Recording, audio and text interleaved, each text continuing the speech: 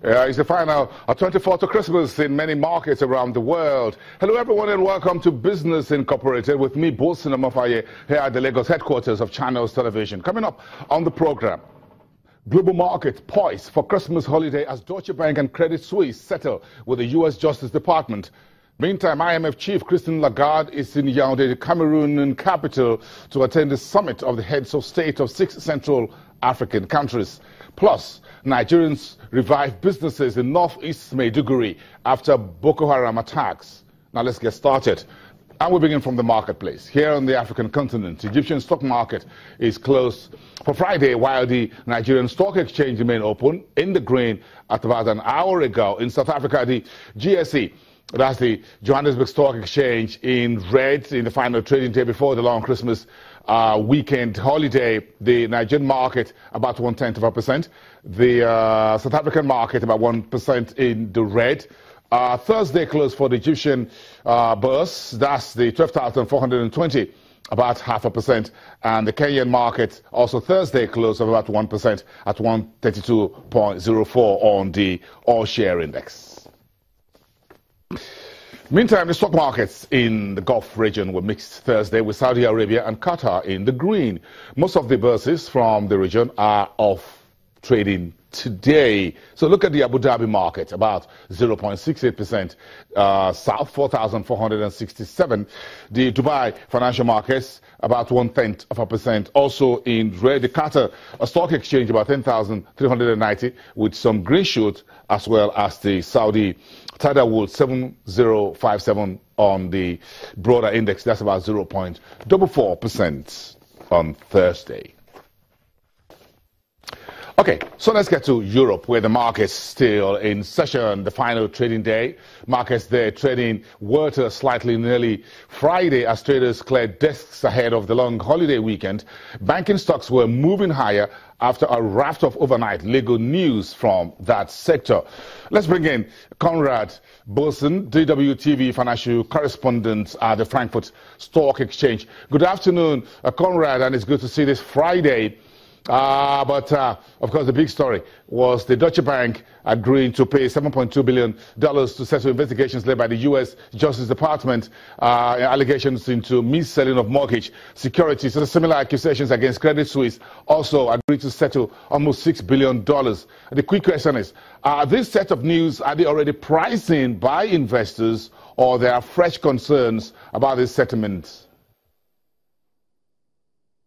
Well, Bosun, a lot of this has been priced in during the last few weeks, as people on the markets had been speculating a lot about how much money eventually those banks would have to pay in the United States. Shares in Deutsche Bank, they gained significantly in the first half of this trading day today. At the moment, they're up about 1.5%. But we have to keep in mind, since last September, Deutsche Bank's shares have gained more or less 70%. So a lot of this has already been priced in. What's going to be very interesting in this regard has to do with another bank I might introduce now, Barclays Bank. It was reported that Barclays, unlike Deutsche and Credit Suisse, does not accept settlement. It will go to court, as the Department of Justice in the United States claims that Barclays bankers committed mortgage securities fraud. Now, this bank, Barclays, does not accept the settlement. It says that all those claims are not connected to facts. It says it has the obligation to defend itself against unreasonable allegations and demands. That's going to be very interesting to see, because we have to keep in mind that some of those behaviors that led to the financial crisis were not illegal at all. Of course, some of it was illegal, but some of it was perfectly legal. The mortgage-backed securities, which were sort of in the heart of the financial crisis in 2007 to 2008, they were issued by banks, they were rated by ratings agencies, they were supervised by supervision authorities, and they were perfectly legal. So it's not completely far-fetched that Barclays Bank says we're not the only ones to blame in this game here. Of course, it's going to be a risky thing to do, to go to court, because it might eventually be very much more expensive for Barclays than what Deutsche and Credit Suisse are paying now. But in the end, who knows, it might be the more rewarding way to go. At least for us market watchers here, it's the more interesting story. Yes, Conrad, for us as market watchers and as journalists, we get interested in stories like this when it goes topsy-turvy and keeps us, everyone, in the news. But Conrad, I'm sure you can hear me.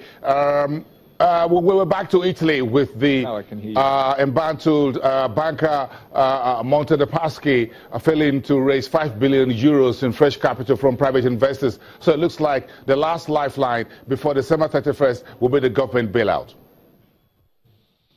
Absolutely. The government of Italy already announced that it stands ready to help Monte dei Paschi. And that is a piece of news, of course, giving some comfort to nervous investors today. But a lot of questions, of course, still remain unclear.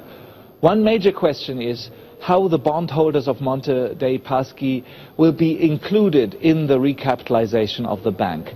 The government in Rome indicated that junior bondholders will be exempt, that they will be protected from any negative impact of the recapitalization.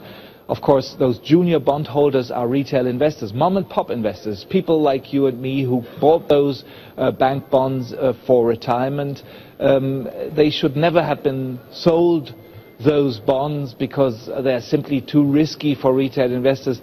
So people here consider that it's a good idea to protect them. Of course, it's not 100% according to the rules. And this example shows that, you know, the European Union's banking union rules about how to manage a failing bank are not going to be implemented like a kitchen recipe. They are going to be implemented in a more flexible way. People on the markets don't usually like this. They like more clear government activity, but in